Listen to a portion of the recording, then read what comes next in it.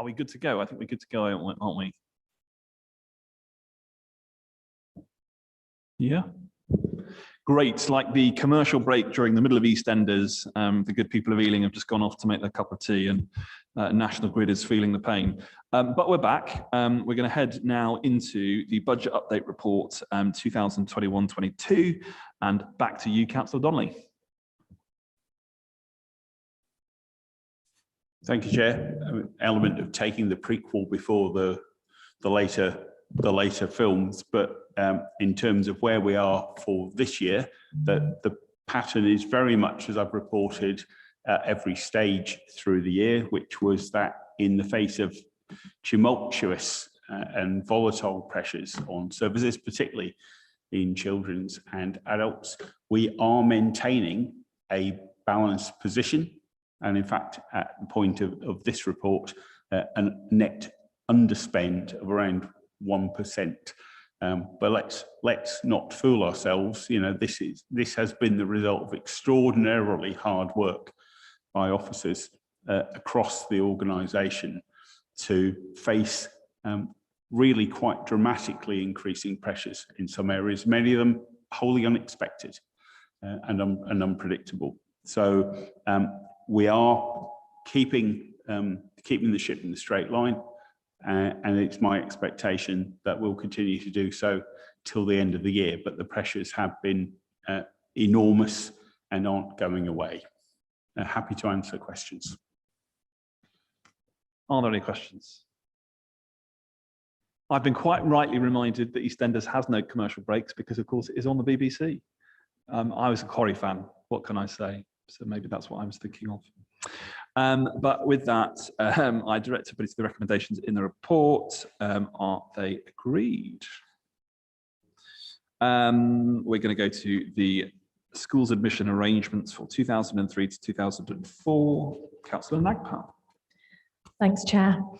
So this report outlines the school admission arrangements and the published admission numbers for 2023-24. Which need to be determined by the 28th of February 2022. So firstly, the admissions arrangements for Ealing Community Schools. The local authority is the admissions authority for maintained community schools, and we're not proposing to make any changes to the community school arrangements for 2023-24. No consultation was required as no changes were proposed. Secondly, the report covers published admission numbers for all Ealing community schools. This includes a reduction of 30 places at Lady Margaret Primary School for September 2023. So the local authority is responsible for place planning and the sufficiency of school places. In the primary phase, schools across London and in Ealing, there's been a reduction in demand resulting from a combination of factors such as lower birth rates, Brexit, COVID.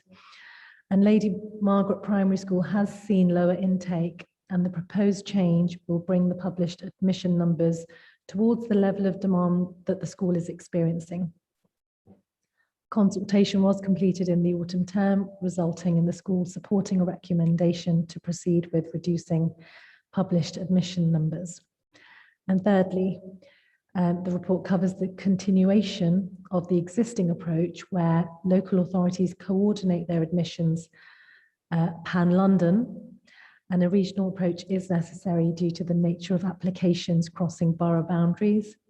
And this approach provides efficient, effective and timely allocation of places and enables Ealing to deliver its statutory duties. It's recommended that Cabinet approves this report. Thank you very much, Councillor Nagpal. Unless there are any questions from Cabinet, I direct members to the recommendations 1, 2 and 3 in the report and ask that they are agreed. Thank you very much. The next agenda item is the response to the Ealing Race Equality Commission recommendations. I'll just say from the outset that we did have the launch, I believe 2 weeks ago now, and I spoke in response to the presentation of the report. Of course, that is on YouTube in terms of the commitments that we made. But I'm going to invite Councillor Raza to introduce this paper as the first part of the Council's response to that report. Councillor Raza. Thank you. So really warm welcome to the report from the Ealing Race Equality Commission. And as we'd said before in previous meetings, that we would like to accept the findings and the recommendations that they have in their report. That's not going to say that it's going to be an easy job, because there's a lot of challenging and a lot of difficult terrain to cover from us and our partners. So it looks like it's going to be a nice challenging bit of work from both us and our partners. With the inequalities being such a key part of what we want to do in the council for this administration, this is going to form an absolute pillar that is going to run through all of that. So with the report coming to us only a couple of weeks ago, there's plenty to do to sort of get through it and get to the meat of the arguments there, and to make sure that we can deliver as much of that as possible. I'd also like to thank Lord Simon Woolley and his commissioners, and also the residents of Ealing, who have actually given us their experiences and what their hopes are from this commission's findings and this report. And how they would like to shape their borough. So we would like to make sure that throughout this process that there is a monitoring group that's set up, which engages with the residents and with people who would like to continue engaging with this work. So it's not just a one-off sort of the report's done and it's handed in. This is going to be a dynamic piece of work which we're going to carry on doing with our residents and with our officers, which I'd also like to thank, because it's a huge amount of work during very challenging times during the whole pandemic. So this whole year, a lot of this work has been done remotely when it would have liked to have engaged actually face-to-face with a lot of our residents. So it will be really important going forwards to make sure that this monitoring group is set up and that we are able to also continue where this report begins. Okay, thank you very much. I've had an indication from Councillor Malcolm, who has a question.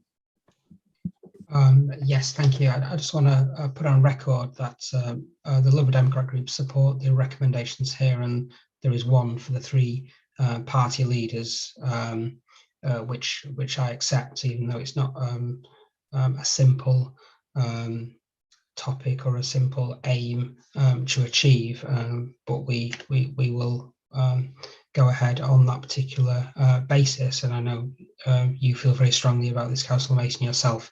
I would hope that all three party leaders would sign up to that particular pledge. Also, I know that Lord Woolley and the commissioners did a wonderful job when they were sifting through huge amounts of testimony and different viewpoints in this. And the session myself and yourself, Chair, attended just showed a lot of the tricky work that they had to do.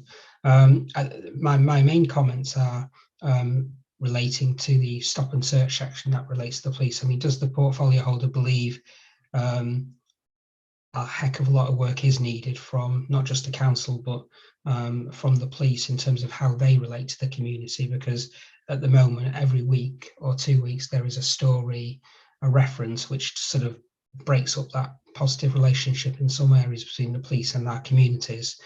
Do you think these recommendations alone, if the Met sign up to them, will achieve what they're looking to? Having spoken to our previously borough commander, but now BCU commander, he has actually turned up to the launch of the report and given us his wholehearted backing that he will do whatever it will take to improve that police trust, which has broken down. And myself, as the chair of the Safer Ealing Partnership, are also going to be pushing to make sure that we do hold the police to those commitments that we've made and that they've made with us to the residents, and make sure that we do deliver on those. Councillor Anand, I believe you wish to make a contribution.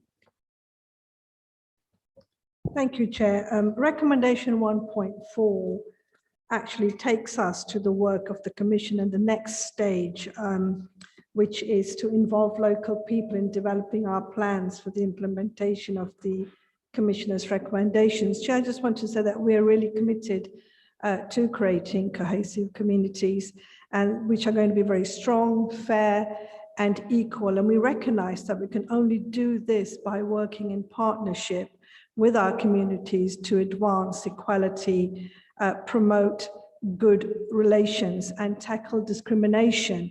And also, Chair, in paragraph 2.8, again, it's a right to say that we must not waste this opportunity to put right wrongs and also enable positive and sustained change that tackles race inequality. I think it is a report which has come with very strong recommendations, and we are committed to making sure that the challenges are met and the change is actually visible once these recommendations are implemented. Thank you. Thank you very much, Councillor. Any other contributions? Look, I think I'd say a few things just in summary before we accept the recommendations of this report, which of course refers to the demands that are set out in the Race Equality Commission report. As I said in the launch of the report, it can't be that we have to dwell on an event that happened 4,000 miles away before we as a council and as a community and as the public sector and the private sector and as just citizens, good citizens of this borough, appreciate that there are structural barriers that prevent people from being able to live lives that are equal and just. And what the report has done is give a clear set of demands that serve to call us to act. And that's precisely what we're going to do. So I won't dwell on it too much in terms of the action plan, because of course that will come to us later in the summer. But what I will do is recommit what I committed to at the launch of the report, which is to say that we will establish a citizens' tribunal that will meet annually, that we will support and resource as a council to ensure that not only do we respond to the recommendations, the demands of the report, but that we are, as the report discusses, held accountable, that our feet are held to the fire of public scrutiny and public discussion. And I welcome, Councillor Malcolm, your commitment to work on one of the recommendations that is set out in the report.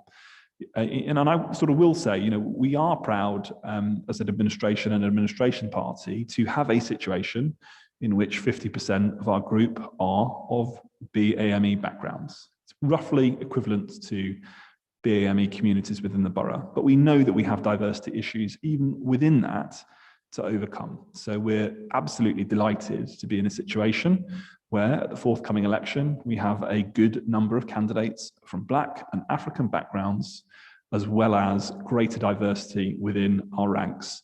We hopefully, and I will say this with all good intention, and of course subject to the will of the good people of Ealing, we will be hopefully welcoming to the Labour benches 2 women of Somali background in the new administration. We will hopefully be welcoming at this stage at least 1 woman who is Black. We hope she will be joined by somebody in addition, and we will be welcoming one of the commissioners, hopefully, of the Race Equality Commission to the council as one of our members. I'm really proud of that. That's required us to expend energy and political capital and political resources to make sure that our benches are diverse, because it does matter. It does matter the people who sit around this table and who sit in the council chamber. If people do not see people who look like them and who have that shared experience, that lived experience, then we're actually missing something from our ranks. We are missing the experience of our residents. So I hope that comes to pass, and I hope that Councillor Young, you on behalf of the Conservative Party, Councillor Stafford as the leader, Councillor Malcolm, I appreciate your commitment that we will find ways and methods of doing that. It is not because there are not good women. It is not because there are not good people of Asian, Black, or minority ethnic backgrounds out there in our communities who can serve to represent the people they wish to represent. It is because barriers and structures are in their way, and it is incumbent upon us to remove them. So with that, can I direct the Cabinet's attention to the recommendations set out in the report and ask that they're agreed?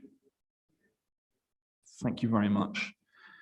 Item number 11, digital connectivity strategy enabling our communities. Councillor Donnelly. Thank you, Chair. Me again. This item is based upon something I've referred to already in a previous question to Councillor Malcolm's, also based upon a report that we commissioned. And I think it's an interesting thing I've discovered in my portfolio, that I have responsibility for digital, and it's a word that exists all over this and other organisations and is used to mean a variety of different things. And one of the benefits, I think, of the proposals in front of us is that we will seek to bring together all of the different arms of digital that exist around the organisation and make the best of all of them for the benefit of all of us. There's no question that a lot of IT infrastructure related discussions are a turn off around the community. It's not always obvious what the value to the residents of Ealing of expenditure on these items would be. And yet we know that 2 years ago, we had to find a way of running the council with nobody in council buildings, either employees or officers. We had to find a way for the people of the borough to watch what we were doing, which they're still able to do. And we've done it, but we've responded to crisis, and I think to quite a large degree around the place. There are some fantastic initiatives are taking place in our libraries, in our community areas, about bringing, accentuating digital literacy. This particular report originated out of place. It originated with thoughts around infrastructure. Where should our infrastructure investment be? But what became very clear, and what the consultant who spoke to people all around the organisation was able to focus our minds, was that this is an integrated council-wide issue, and it needs a different type of focused council-wide leadership. And the proposals that have come out and are reflected in this paper seek to do just that. They're broken into themes, which I think you will see within the report, which I think supporting people through focused intervention and enablement, so enabling place through policy and strategy to attract investment, collaboration with external and internal stakeholders to deliver shared objectives, using our assets and infrastructure to serve our residents and business communities better. And then the last one, which in a sense loops around almost to be the first one, leadership and governance, which will deliver. And there's a huge amount of work was done, huge number of recommendations within the report showing both what we're doing well, what we're doing less well, what we'll do less well in the future if we don't now take steps to do things differently. And I think when I was talking about having somebody able to take a perspective that maybe we didn't have available to us internally, this is the kind of perspective which I was talking. So the immediate steps that the paper seeks approval from Cabinet tonight is the creation of a project board across the organisation with dedicated senior leadership. We'll have funding for a project manager from funds that remain from grants that were received through the West London Alliance. And we're going to report back to Cabinet in December on current plans as to how things are going and where we would seek to move on from there. So I think that's probably enough of an introduction from me, but happy to seek to answer any questions that colleagues have. Well, I'm glad you're happy to take them because Councillor Malcolm has one. Go ahead, Councillor Malcolm. Thank you, Chair, and thank you, Councillor Donnelly, for your introductory comments.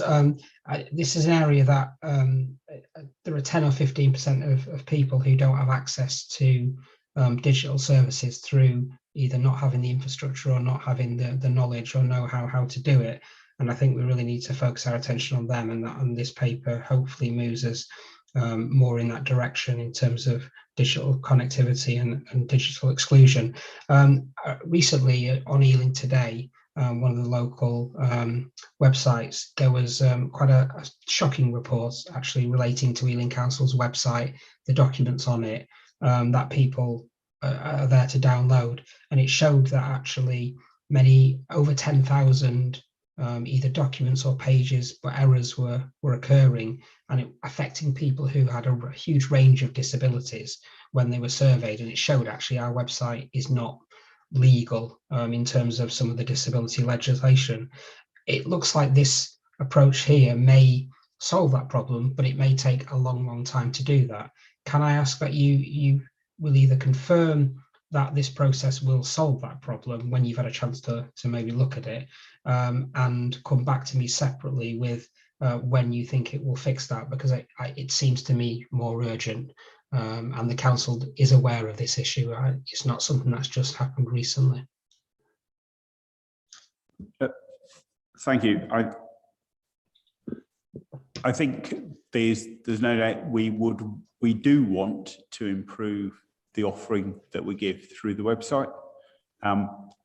Is there also that with the passage of time, the size of what the website needs to deliver grows, if not exponentially, either by the correct or incorrect usage of such a word, certainly by enormous amounts, and documents have to be kept available. And some of those documents were created by standards that existed at that time, not standards that we would wish to see now. So the website's going to be a feature, a priority for us moving forward. There's a big range of things we need to do within the digital sphere, particularly how we get the maximum possible value from the spend that we make at a pure cash level, but also how do we deliver the easiest and best services to residents, which is the single most important thing that we can try to do as a council. So happy to continue to discuss with you moving forward. You know, if both of us are around through to December, Councillor Malcolm, then happy to continue that dialogue through into following years. Thank you very much. So I direct members to the recommendations set out in the report 1.1 to 1.3. Are they agreed? Housing delivery update, Golf Links Estates. Councillor Wall. Thank you, Chair. This is phase 3 of the Golf Links estate, which is one of the 3 estates that we are developing ourselves. This site is the demolition of Almouth and Portrush Courts. We already have planning permission for 147 affordable homes on this site from some time ago. Since then, we've devised a master plan for the whole estate, which, if successful, would allow us to enhance the scheme and come up with circa 170 affordable homes for our residents. This is going out to ballot next week, and we're hoping that it will be as successful as our first ballot. This will be our second ballot, the first one being on the High Lane estate. So if that's successful, we're hoping we'll get 170 affordable homes on that site. The report also seeks an approval of an extra budget of circa 25 million, and this is for enhanced standards in fire safety and climate emergency. And it's also recommending that we delegate to the executive director of place to submit the relevant planning application and invite and evaluate tenders for the construction works. So happy to take any questions. Thank you very much. I don't believe there are any questions from opposition members. If there are no questions from cabinet members, I will commend the report and say, isn't it great? Another estate ballot.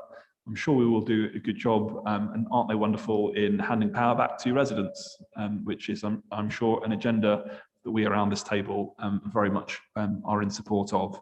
So with that in mind, I direct Cabinet to the recommendations in the reports 1.1 through to 1.22. Are they agreed? Thank you very much. Greener Ealing Business Plan, Councillor Costigan. Thanks, Chair. So this is the business plan that we will now see regularly since we took the decision to take the waste, recycling, street cleaning, grounds maintenance back in-house. That was a decision we took so that we could have control over the service and make sure that the performance was at the level that we would expect. And I'm pleased to say that this Greener Ealing business plan does outline some great strides that were taken over the last year in terms of performance.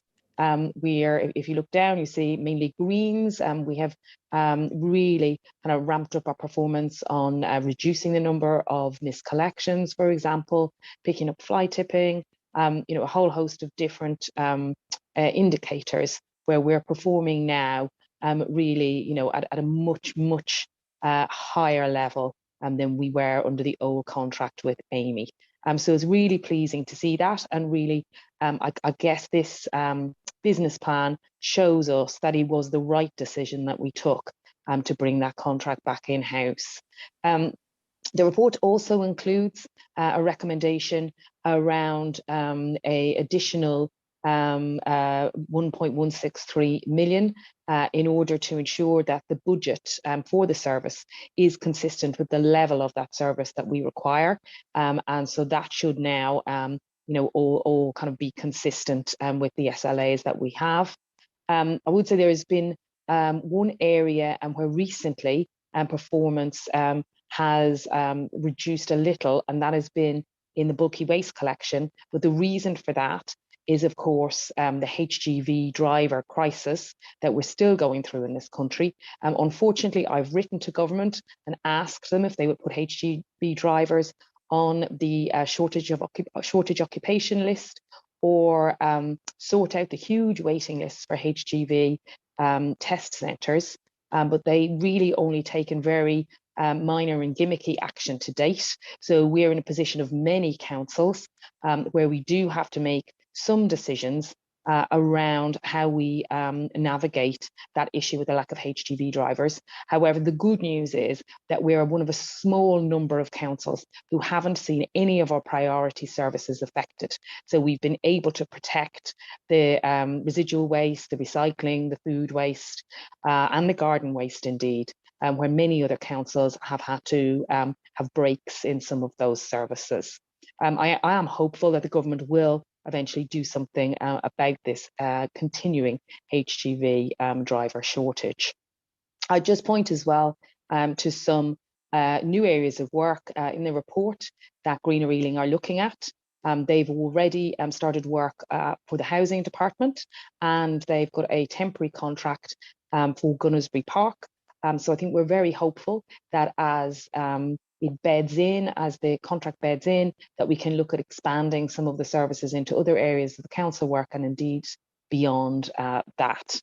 I'm pleased as part of our climate emergency plan, the Greener Ealing has adopted now a carbon reduction plan.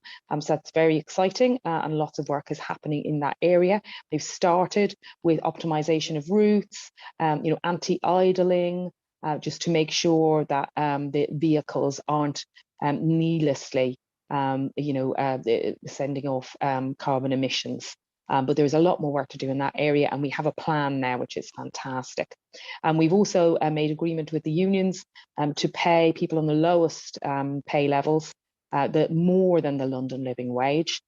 So we're now, I think, a good quality employer that people want to work for. And, a happy workforce leads to, I think, a high performing workforce.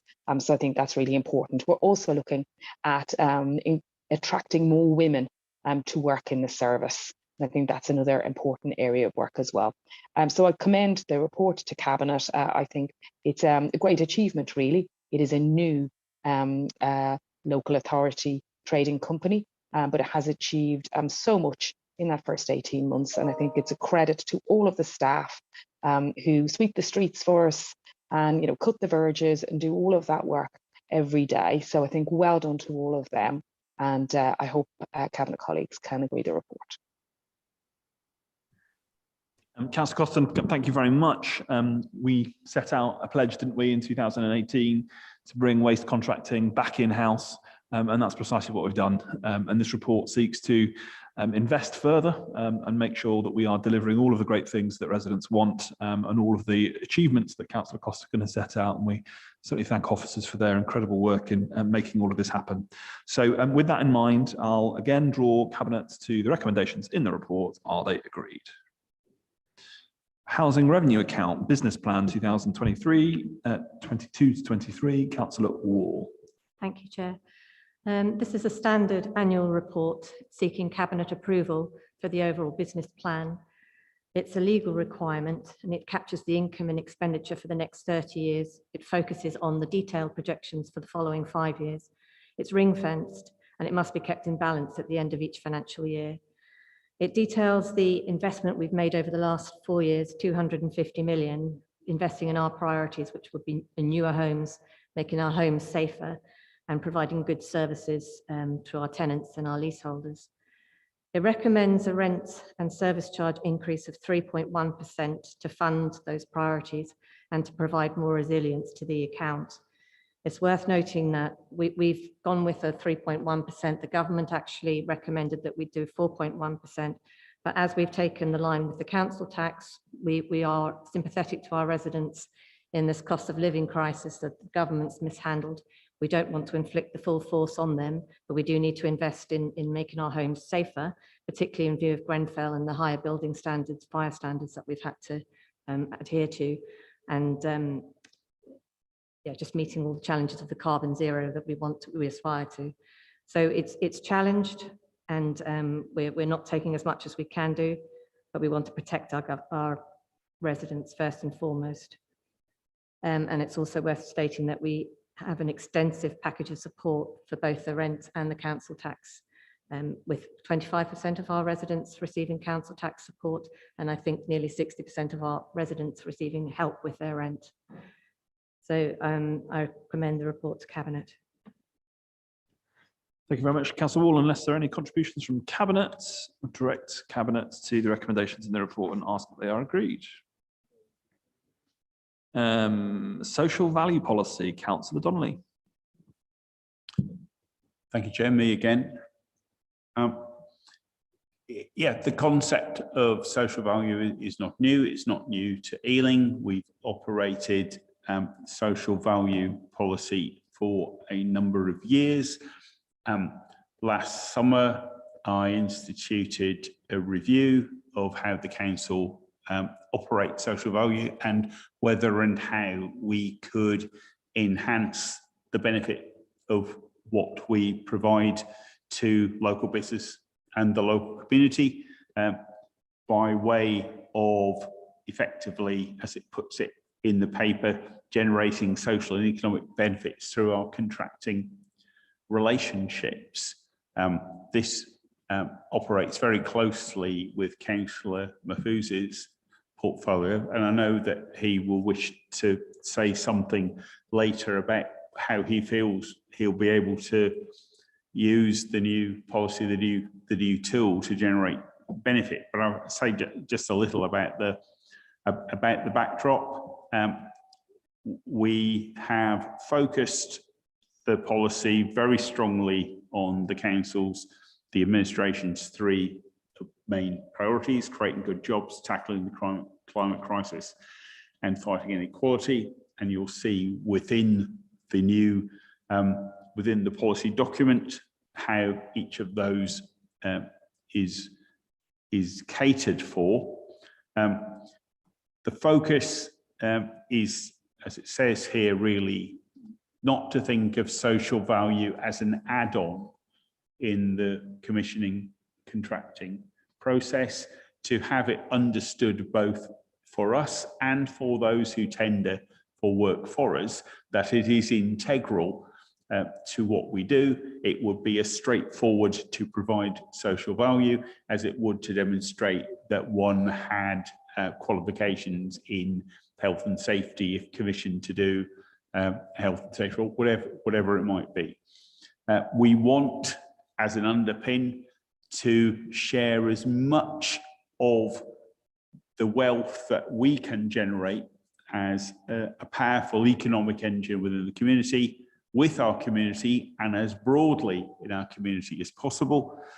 Part of that will be to seek to ensure that business is equipped to compete effectively under these new arrangements. We have a very good understanding of where our businesses are now. It's one of the side effects of COVID is that we are much better acquainted with our business community than we were before because of the interaction we had around our grants. And I think we have an excellent opportunity to build those relationships to different level. I mean, clearly not everyone who works in the London Borough of Ealing, who lives in the London Borough of Ealing, works in the London Borough of Ealing, or vice versa. Not every business that provides wealth within Ealing has its headquarters within Ealing. But we have, within this new social value tool, the ability to focus our commercial teams, our contract managers, and the businesses that they deal with on how to maximize benefits across a whole range of areas, whether it's how they deal with the environment, their anti-discrimination and equality duty policies, and that refers back to us as a society dealing with the Commission report, Chair, that you referred to earlier, whether it's in construction, a whole range of areas upon which I think we'll be better focused in understanding how those applying to do work for us can add value to the community. So I'll pause it there. In a sense, my portfolio hands it on almost at the door of Percival House to Councillor Mahfouz to be out in the business community. So he may wish to add to what I've said. Like the way, Councillor Mahfouz, like the way. Thank you. I'll pick up the baton there of, I guess, if talking sort of, in terms of the Olympics is obviously on at the moment. So first of all, I think a huge congratulations to Councillor Donnelly, to Ross Brown and to Zamil Ahmed for the fantastic piece of work that we've seen result in this new social value policy that we've brought here tonight. And I think it works at a number of levels. And it starts with setting the standard for what it means to do business here in Ealing, with Ealing. And we are setting, as Councillor Donnelly has suggested, we're setting that bar high because for what we expect from our contractors through this new policy. It will include, as you would expect, the London living wage, but also protected employment rights and also contributions towards tackling the climate crisis. And we will, of course, as a borough, look to lead by example. And we're currently aiming for accreditation through the Good Business Charter. But we'll also go beyond and raise that bar on what it means to work with us and operate in our borough by driving genuine and appropriate social value that we know will make an absolute difference not only to the lives of those that our contractors employ, but crucially to the residents that they and we serve. It will also mean that those businesses that we work with obviously deliver on those three strategic priorities. So we're working seamlessly across the board to deliver about in terms of creating good jobs, tackling the climate crisis and fighting inequality. But I'll be also looking to use this policy to ensure that local businesses are well prepared to be able to bid for procurement opportunities with us as a council, but also obviously beyond with other organisations, whether in the public or private sector, who are seeking to achieve social value. And we already have an excellent Fit to Bid programme, which we'll be looking to continue to ensure that businesses are able and well positioned to be able to complete the procurement forms appropriately and submit them in a way that they can be successful. Because what I find time and time again is that good businesses, small or large, simply want to be able to get those points across. And we want to make that simple from our point of view in terms of the social value policy that we've put in place and the matrix that's attached to that. But what I see on the other side sometimes when you're reviewing those bids is that sometimes businesses don't necessarily have the clarity on their side, their procurement teams, if they've got one, or if it's somebody who has to pull everything together. So we need to make sure that those people understand what it is they're being asked of and how to complete those forms appropriately. I'll also be using it to raise the bar of what it means, as I say, to do business here in Ealing by utilising it really as a standard bearer for what we expect from those that we want to who want to operate in our borough as a minimum. So we've already covered off things like the London Living Wage and so on. For example, we've recently allocated £100,000 of our apprenticeship levy to support local businesses recruit apprentices. And I say that particularly this evening. I know it's not specifically linked to the social value policy, but of course it is National Apprenticeship Week. But what this does is it sets that standard of what we expect from other businesses where we allocate funds, whether it's through procurements and our social value policy, or through other means like sharing our apprenticeship levy, to make sure that those businesses where we share those sorts of funds meet those standards. So finally, Chair, I'm really, really excited about this policy, what it's going to achieve, and I look forward to working with businesses, the community and voluntary sector, and wider public sector partners such as the NHS to drive even more social value through our borough.